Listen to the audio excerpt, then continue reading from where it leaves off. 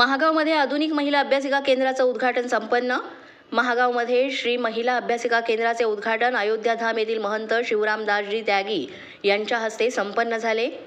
युवती महिलांना स्पर्धा परीक्षेची तयारी करता यावी यासाठी महागाव येथील श्री कॉम्प्युटरचे संचालक मंगेश वानखेडे यांच्या संकल्पनेतून आधुनिक तंत्रज्ञानानं सुसज्ज अशी महिला अभ्यासिका केंद्राची निर्मिती करण्यात आली असून या अभ्यासिकेचं उद्घाटन अयोध्या येथील महंत शिवरामदासजी त्यागी महाराज, रणछोडदासजी त्यागी महाराज, राघवेंद्रजी त्यागी महाराज, महंत जगदीश महाराज लोणदरेश्वर यांच्या हस्ते संपन्न झाले।